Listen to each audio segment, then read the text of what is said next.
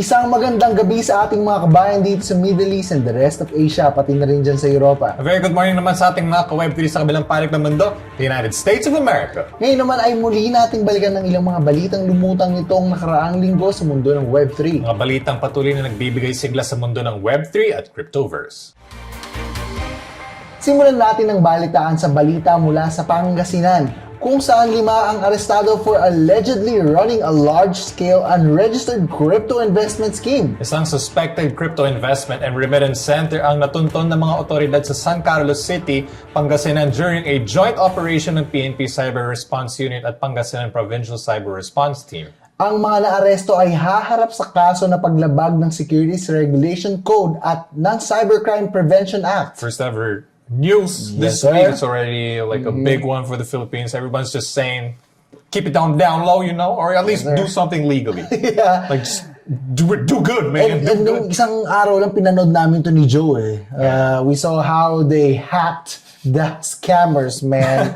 And meron pa yung naging meme pa nga kasi merong kumakanta na babae habang siya sa scam siya. Yeah. Nung hindi siya napagbigyan, kumanta pa siya. And that's why if you don't want to become a meme, just do good. Do good, do it clean, man. Samantala, nagbukas naman ng investigasyon ng US Department of Justice sa naganap na security breach sa Coinbase Global. Tututok ang investigasyon sa kung paano nakumbinsin ng mga cyber criminals ang mga empleyado at contractors sa India na magnakaw ng mga sensitive customer data. Ang mga nasabing sensitive customer data ay ginamit di umano sa isang extortion attempt kung saan nagdedemand ang mga attackers ng $20 million na ransom in exchange for not releasing the stolen information. Kasama di umano sa nasabing customer data ang ilang mga home addresses at mga account balances. On the side naman ng Coinbase, aminado sila na ilang mga personal information were compromised, kasama na rito ang mga social security numbers ng ilang mga users. Dagdag pa ng Coinbase na hindi nagalaw ang mga customer funds, passwords at private keys at hindi rin naapektuhan ang access to wallets sa nasabing exchange. So, I mean, because of what happened now, it raised concerns about the vulnerability and customer data, which increases the use of social engineering, man. We gotta take care, basically, because now people from all over the world could actually hack these legitimate companies that people around the world use. At hindi rin pinansin ng Coinbase ang ransom demand at tumututok na lang sa pagpapalakas ng security system nito. And so should you do. Yes, sir. Make it stronger. Samantala, sa Hong Kong naman, 12 ang arestado na kasama sa isang $15 million crypto laundering operation dito.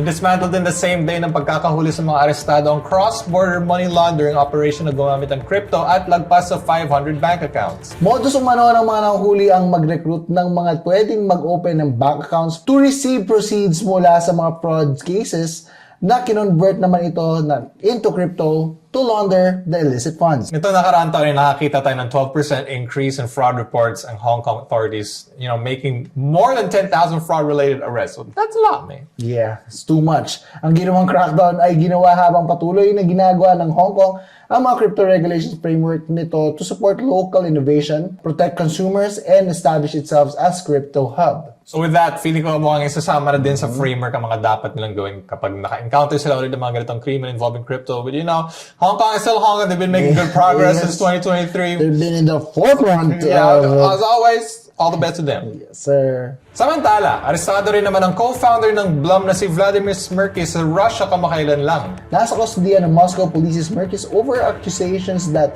he committed large-scale fraud pursuant to Article 159 of the Criminal Code of the Russian Federation. Kapag napatunayan na may kasalanan si Smirkis, ito ay may katumbas sa pagkakakulong between 2 to 12 years. 2 to 12 years? I think that's not enough, man. It's like 2 years plus 1 decade. So, that's a lot.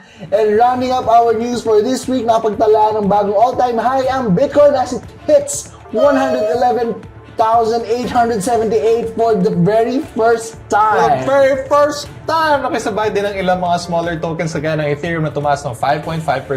So this wave of optimism sa leading crypto ay may kaugnayan sa advancement ng isang key stablecoin bill sa US Senate na magbibigay ng greater regulatory clarity for digital assets. Kasama rin na tumaas ang ilang mga US Bitcoin Exchange Traded Funds. Sinabi pa nga ng mga analyst na kailangan ang pag-breach na ito ng Bitcoin sa $110,000 levels para mag-trigger ito na susunod na pagtaas ng maaaring umabot ng $125,000.